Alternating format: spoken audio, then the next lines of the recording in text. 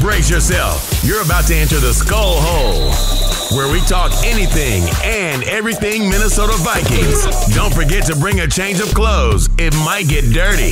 Here are your hosts, Draft Season's own, One Bar and Lux. Ooh, oh, you feel that? You just entered the SKOLHole. I'm the Luppagus here as always with One Bar. One Bar. Yeah. Are you still sad since the draft's over? Are you feeling a little bit better yet? My post-draft depression is officially subsiding.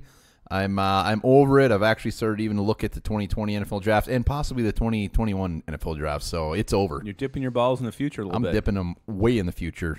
I am also feeling much better. My depression is lifting, and I can actually drink again, and that's the biggest plus of the week. Biggest plus, I'll give you a biggest plus. We just got some brand new SKOLHole t-shirts. Really? Yes, and these aren't no like Vistaprint Cafe Press. I mean, they are very comfy.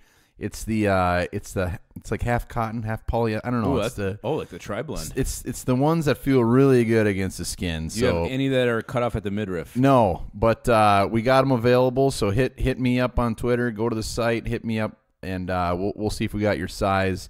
They're 25 bones. And you hit up Luppagus, they'll be $5 more. Oh my God! And we got women's and men's. What a perfect Mother's Day gift that would be. Yes. A SKOLHole shirt for your mom. $25 includes shipping. What a deal. Yeah, it really is. I couldn't think of a better way to strut your stuff inside of a local tavern than wearing those goddamn SKOLHole colors. Yeah, mothers love SKOLHoles, and I love their holes. All right, so yeah, that's it. All right, so today we're going to talk a little Minnesota Vikings depth chart, just offensive side, look at with the picks coming in, what positions might be in jeopardy, what guys should be getting a little bit nervous. I would even say that the depth chart might be a little rattled. Yeah, I guess you could say that. Before we get into that, there's a little bit of Vikings news going around. First and foremost, some of these rookies are already starting to sign. God, they're signing faster than you. Yes. Giving it a tug on Sunday morning. Oh, God, after drinking. Right before church. Yeah, usually. Yeah, I mean, the biggest surprise to me, I'm not surprised the later round picks, but Irv Smith signed already. Irv Smith, he could not stay away. He had to be signed, and they got it done. He was the first one. So he was like the highest rookie to sign so far. Oh, maybe that means they're signing him quick to ship Rudolph. Maybe. Just kidding. You never know. Yeah, and they got Udo, and they got Cameron Smith, and by the time you listen to this, they'll probably have them all wrapped up except Bradbury's. So, well, we're just gonna call him Udo from now on, aren't we? Yeah, we are. He'll always just be Udo. Udo. I like that. Yeah, so that's not the only Vikings news. There has been some rumblings in the Vikings world about J-Ron Curse getting moved to linebacker. How does that tingle your parts? They're just getting to the point where they just want to get him on the field, I think. And, he played a lot of big nickel last year. They're moving him around all over the place. I actually like it. I don't think he's also going to be our starting outside linebacker by any means, but I think special packages he'll be out there. He's got the size. Obviously, being a safety, he's going to be good in coverage, third downs, throw him out there. So I actually enjoy it quite a bit. If I gave you a big nickel, could I see your special package? Nickel, I don't know. Yeah, I guess. Wow. Yeah, I like it too. To me, this is a guy you want to get on the field as much as you can. He's been a special team standout his entire career. He sure as hell ain't going to get back there at safety with Anthony Harris's emergence. So I'm not the biggest Ben Gideon fan, and I don't think Curse will beat him out or anything, but No. I do like it. I like the idea of it, and I like that they're being a little more creative on the defensive side of the football. Yeah, I like them throwing a wrinkle on the defense. His big knock at safety is his coverage skills, but compared to linebackers, I would say he's got to step up on that. Yeah, and I think he actually played some linebacker in college too, so he's not like it's not like totally new for him. Well, he's like 9'7", so when you throw him out there with obviously Barr and Kendricks are not leaving the field, the 3-down linebackers. No. You play him around at linebacker, still at safety, and even at nickel still. He's gonna be all over the place, including special teams. So if he stretches out his arms, there's only like 3 yards on each side. That was so dumb. The sidelines. That's true. But you kind of knocked him at safety, man. Don't knock him too bad. He was pretty much the backup last year. He made sure Aloka didn't see the field, which is more like Igrosa. Yeah. I just wanted an excuse to say that. Yeah, that was dumb. I couldn't help myself. I loved to say you were dumb. I'm gonna say it again before this is over. I wouldn't. So yeah, they want to get him on the field. He's good. Yeah, and who knows if it's true. I didn't really see a solid source where this was coming from. I've seen multiple sources now. But a reliable source? I don't know. I mean, Pro Football Talk, Thomason. I think I saw it from your retweet. There's got to be a little bit of legs to it. Hopefully. I like it. I mean, I just like the fact that they're getting creative. And I think that was something that we didn't do enough of last year. Mixing it up, getting some different packages out there. And, I'm going to show you a different package right now. I was just going to say there's tons of packages on the field. Yeah, there is. Big, meaty ones. All right, let's just jump right into this depth chart, huh? Let's do it. Why not? I'm ready. All right, let's start with quarterbacks. Well, so we're just talking offense today. And we're not going to predict who's going to win any battles. We're just going to say who might, should be nervous. Yeah, and, rarely do you see 7 new offensive players from a draft. But damn it, that's what the Vikings got this year. 7 new players. That's crazy. That's a lot. That really is a lot. I mean, when you have 12 draft picks and 7 of them are offense. It shows you what side of the football they were a little more concerned with. Yeah, so what are we starting? You said quarterback? Yeah, I mean, you got Kirk Cousins. Obviously, he's going to be the starter. Behind him, you got Slaughter, Mannion, and to me, that's kind of you're not sure which one is going to get that one. Then you got the undrafted rookie, Jake Browning. Jake Browning, they paid him like $12 million, the most biggest contract for an undrafted free agent. So who of that group should be shaking in their boots? Well, I think it was actually like $140,000, but that's still very large for an undrafted free agent. Usually you get like a $5,000 signing bonus. But shaking in their boots, I think it's actually legit too. You don't pay that much money to an undrafted free agent unless there's some sort of what's the word? What's the word I'm thinking of? I think an upside? Yeah, I don't know. But Sean Mannion needs to be shaking his boots. I think Kyle Slaughter is just fine. Browning could be an interesting. That'll be an interesting one to watch because even if they put him on the practice squad, he could be a guy that somebody snipes. I mean, he had some moments at Washington, and Mannion is cheap, and he hasn't done a ton. And I think Slaughter's been here long enough where he should be pretty safe. Yeah, I think the reason Slaughter's not nervous because I think Slaughter has the upside too. I think he can make some plays happen. He can create more plays than Mannion can. I think Mannion at best is probably a game manager. Granted, I haven't seen Mannion play that much, so I really shouldn't say too much. Well, he hasn't played much. No, but to me, I don't think there's a lot of upside with Mannion. So you bring in an undrafted rookie like Jake Browning, yeah, like you said, if I'm Mannion, I would start thinking, oh shit, my job isn't secure anymore. Yeah, and with Mannion, I mean, he's been in the league, 4 years now or something? Like that, yeah. And he couldn't crack anything on the Rams. Obviously, they got what's his nuts. You know what? I can crack one of these. Oh, do it. Hold on. Yeah, when I think Sean Mannion, I think kind of a poor man Sean Hill. I think more of like a poor man Sean Clark. Well, that too, but Slaughter is still untapped. Yeah. And Mannion is kind of, I think they know what they got in him. So it's going to be a fun battle, though. It will be fun. I look forward to seeing what Browning does. All right, let's move on. Let's look at fullback. With the depth chart is C.J. Ham. C.J. Ham, and the fullback will be C.J. Ham, and we have no competition. Absolutely. Let's go to running back. All right, let's do it.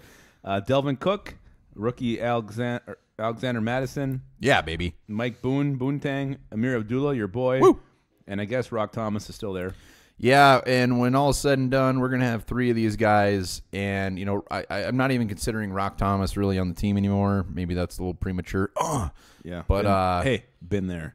Yeah, so it's going to come down to Mike Boone and Abdullah. Madison, he could have the worst preseason of his life. He's on the team, 3rd-round pick. So, honestly, I did the last one. Who should be shaking their boots for running back? Well, Amir Abdullah. I mean, he's right now he's the 4th running back. Unless he just really impresses as a kick returner, he's not making this team, and he's not going to have a job. I think Boone's safe, and yeah, I mean Cook's got nothing to worry about. So Amir Abdullah, Rock Thomas, you're already gone. So Amir Abdullah, you're shaking like my grandma. Why is your grandma shaking? Because she hasn't had vodka in a while. Oh, that's normal. I know. I'm actually going to say Michael Boontang should be shaking in his boots. And this isn't just my man crush in Abdullah. Abdullah offers quite a bit at the kick return. He's still young. Boone, yes, he showed flashes in preseason. I don't think he's the holy grail that you think he should be. I think Abdullah's kick returning skills gives him a leg up on it. Abdullah is nothing. Well, we have other kick returners. Who? Zylstra. He doesn't return kicks. One of the other receivers. Okay, that's great. So we're yeah. I look forward to that one too. Abdullah's a turd. It's gonna be a fun one to watch. I don't think so. And Abdullah is still pretty damn cheap for getting a kick returner and being his 3rd running back. Boone's just a running back. There's more than that. He's a great running back. Let's go to the tight end position, which we made a big old splash on draft day. We got Kyle Rudolph. We got Irv Smith Jr., who's already signed. David Morgan, Konkadonk, and Cole Hekatuni. So, for all you Street Fighter 2 fans out there. Which is nobody. Probably a lot, just because you didn't play it, because you sucked at it. Is that the one who shot ice? It was a blue, I'm thinking Mortal Kombat. Never mind. Blue fireball. So as of now, rumors or not, Kyle Rudolph is on this team. He is the number 1 tight end. We got Irv Smith. Obviously, he will be on the team. And David Morgan, Tyler Conklin, and comes down to these guys. Yeah, we're gonna keep 3 tight ends. You really feel like they're gonna move Rudolph because they need the cap space, and I think this is one rumor that has some serious legs, even has some knees, and it might even have some balls. You look at the teams that could trade for him. New England obviously jumps to the front. They really haven't done shit at tight end. They didn't draft anybody. They just traded one of their tight ends. I think they have what is his name? The guy from Jacksonville forever. Mercedes Lewis? It's one of those. There's like some old vet there, and there's someone else. They have Safarian Jenkins. That's who it is. That's who I'm thinking of. Anyway, I mean, that's just a prime candidate. I just hope they can get something higher than a 4th-round pick for Rudolph. I hate to see the guy go, but it really feels like the writing's on the wall. So you got Irv Smith, David Morgan, Tyler Conklin. I mean, the guy who's shaking in his boots is got to be Kyle Rudolph. Well, yeah. I mean, we'll see what happens. Or I couldn't even guess what's happening. They're being very quiet about it. I think when all's said and done, Irv Smith's going to be here, and I think David Morgan's going to be here. So it comes down to Tyler Conklin, and I'm just assuming Kyle Rudolph will be here. Konkadonk, 5th-round pick last year. If the roster lays out like it is now, it'd be tough to see them keeping him. I don't think Rudolph. I think he's okay, but he is here. I know, so but I think he will be moved. Okay, we're not going to predict the trade. If he's here, which he is right now, who should be shaking in their boots? Well, if you keep Rudolph, then Conklin is the odd man out. I mean, Haikutini doesn't have a chance to make the team. Oh my God, you owe an apology to the Haikutini family. No, I don't. Oh, they can watch their son play football for the last time ever this year. So, yeah, they can enjoy that. Yeah. Remember it. He can talk about it at the bar when he's trying to pick up chicks. Well, we agree that David Morgan ain't going anywhere. Irv Smith is obviously here. And Konkadonk, the chances of them keeping 4 tight ends is pretty damn slim. I think the chances are slim. Rudolph even makes it training camp. All right. Well, I look forward to following that one. Yeah, well, you should. All right, where you want to go next? Let's stick with the sexy position. Let's go right to wide receiver. Oh, let's end with sexy. Let's go to the offensive line. I never end with sexy. I know. All right, where do you want to go? Center? Let's start with center. We got Garrett Bradbury, our shiny new toy, who is our starting center, and then behind him we got Cornelius Edison and Brett Bush Jones. Yeah, I don't think anybody's shaking here because I think all 3 of these guys make the team. Wow. Yeah. Because I think Edison can also play guard. Jones can play guard. So why would you get rid of any of those guys? Yeah, that will be an interesting one to watch because at guard we're actually sitting pretty good too. So center-wise, if you're thinking just strictly center, it's tough to see any of the 3 of these guys gone. I really liked the way Cornelius Edison played last year. I thought he was a lock to make the team, but he didn't make the team, practice squad, right? Either that or he got hurt. I can't remember. Yeah, something like that. So I thought he had a great preseason. So I like him as a backup, and Bush Jones can play guard or center. So I don't see him getting rid of any of these guys. So I think any of these guys should be very comfortable. I wouldn't say very comfortable. I'd say comfortable. Let's go to guard. We got Elfline, who's going to be playing guard now. Oh, I must be talking about left guard. Albiente Collins and Dakota Bulldozer. Josh Klein, new fancy free agent. Danny Isadora, and our new rookie, Drew Samia. Hell yeah. There's a couple of guys here who I think should be shaken a little bit, and for different reasons. Danny Isadora should be shaken because I think his roster spot is a little bit in jeopardy here. He really has not done shit since he's been here. You got Dakota Dozier there, and you also have the rookie from Oklahoma who's pretty impressive. So if I'm Danny Isadora, I'm going to be fighting, scratching, scraping for my job. And the other guy who needs to be a little concerned is Josh Klein because his starting spot is not guaranteed. I would make this an open competition. You get Drew Samia in there, push that guy as much as you can. It's to make both of them better. And it's, all it's going to do is improve your right guard position no matter who wins it, if it's Klein or Samia. So, yeah, I think there's two guys here who could be shaking a little bit. Well, Klein might be shaking in his boots for a starting job, but he's definitely going to be on the team. And if we got yeah, I'm just saying, he worst case is he's a backup, but that's a one hell of a backup. Isadora, yeah, I agree. You know, he hasn't really done shit since he's been here. It's still freaking dumping your pants shocking that he can't beat out Tom Compton, which is a huge red flag. Yeah. So I think it comes down to the Bulldozer and Isadora for that final spot. And I actually give the nod to Isadora just because he's been here. He knows what's going on. So I think it comes down to Isadora Dozer. They should be a little scared. Can we start calling him Isadora the Explorer? Yes, we can. Damn right we can. And he's shaking in his boots, the monkey. Oh, wish you wouldn't have gone that far. And we forgot. Or no, we haven't got tackle yet. So yeah, guards were. I didn't think if you were to ask me a month ago or a month and a half ago, I didn't think I'd say this, but we're actually sitting pretty damn good at guard right now. Yeah, I like our starters and I like our depth, which is we've come a long way.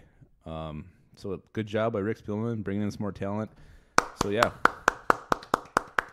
it's called a SKOLHole slap of the skin. So at guard and center, feeling pretty damn good. And we're not just putting purple sunglasses on right now. It's actually looking pretty good. It's much better. It was disgusting. But now let's go to offensive tackle. You take it away. Let's do it. All right. So we got Riley Reef and Brian O'Neill as your starters. Backup Storm Norton, Rashad Hill, Udo, and Adam Bisnowati. Who is shaking in their boots right now? Well, unfortunately, as much as I love saying his name and really haven't seen him play a ton, Storm Norton should definitely be shaking in his boots. And man, I mean, Bisnowate, I think he was on practice squad pretty much the whole year last year. You pronounced that like he was a karate master. Well, that's just the way it comes off the tongue, and I like the way it sounds. Bisnowate. So, he would be a long shot at this point to make the team, even though I really liked him at Pitt. Oh, but what do you think? I mean, I think Udo has a very strong chance to make this team. Yeah, I think Udo could actually – I think he could take the Storm Norton spot. You got Rashad Hill, and then maybe they have one more. But, man, I think Udo will make the squad. No, I completely – Hill. Yeah. I think Norton's gonzo. Yeah, Norton is the one, and I think Bisnowati's a long shot. So this actually could be a position, too, where they look to find some late cut guy, and they bring in late in the year. They've done that almost every year the last couple of years. Yeah. So, all right, so that takes up the last unsexy position, so we have one more. Hell yeah. That's wide receiver. Yeah, and they were very busy come draft day in the later rounds. So this is actually going to be one of the funner ones to watch in preseason, I think. I don't know if funner is a word. Fluffernutter is, though. Funner? Mm-hmm. So anyway, we got starters: Adam Thielen, Stephon Diggs. More fun. You're right. Funner's not a word. I'm an idiot. Behind him, we got Laquan Treadwell, Chad Beebe, Jeff Bidet, Brandon Zylstra, Jordan Taylor, the big free agent signing from Denver.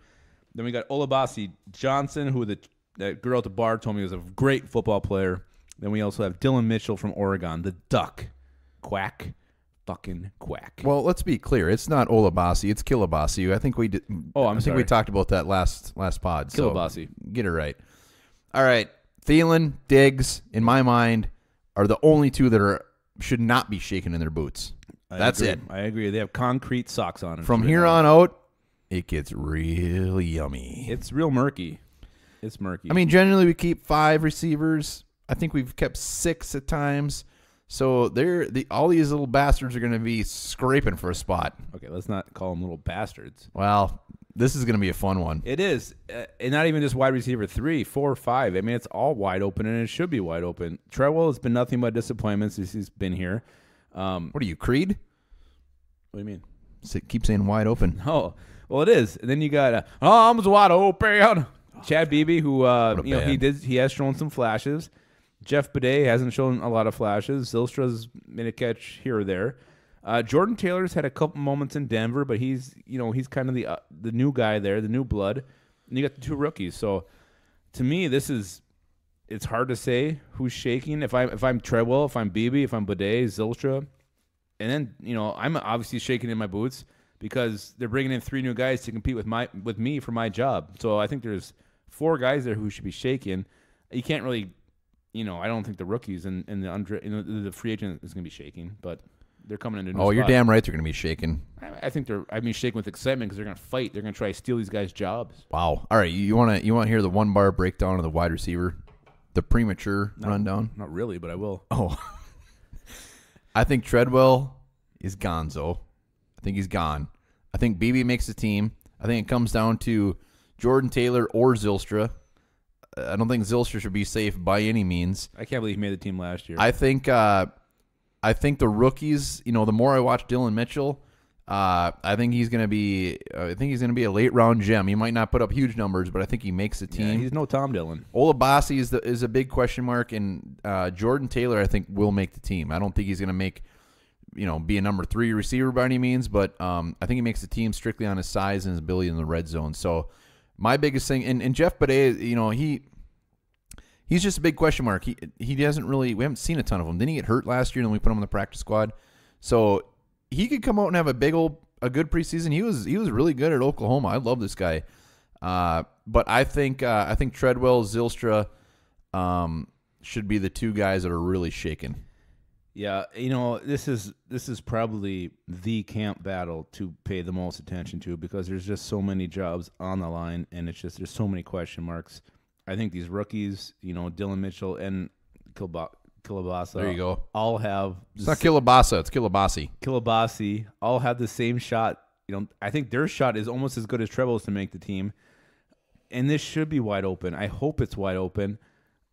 And I hope the Vikings are looking at it that way. I want these guys to compete. I want these guys to fight. I want these guys to scrap. And I want these guys to realize that, hey, we want this job. We have to frickin' earn it. The thing is with these rookies that they're very intrigued with, Treadwell's on his last year of his contract. They didn't give him his option. Yeah. There's no reason to keep him if there's any intrigue on these other guys.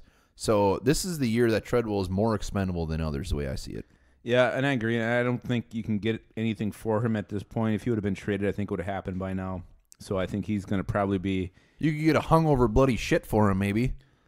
I never had a bloody shit. Oh, have you? Keep going.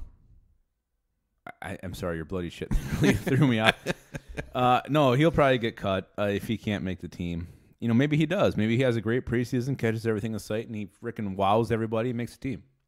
But I think it should be looked at that way. I don't think you can go into it thinking, Treadwell is going to be gone because you don't know that. Maybe he finally it took Mackenzie Alexander a couple years to figure it out. Maybe Treadwell's the same way. Okay, Mackenzie Alexander's actually been pretty damn good. Last year. You got to look at it. Treadwell did not get his option picked up. He has not seen a lot of balls. Okay. After this year, he's not. You're about to see a bunch of balls right now. I'm just saying, even if he has a good year, he's not going to want to be here. So I just think he would really have to blow shit up. I'm talking to make the team. But he'll be here for this year if he has a great preseason. Yeah, but if it's neck and neck with one of these other guys, I think they get the nod just because of that. I don't know. I don't know. I think if he has a great preseason, I think he makes the team. I really do. I just said if it's neck and neck with another guy, I think they get the nod. Even so, if a couple guys have a great preseason, that's what I'm saying.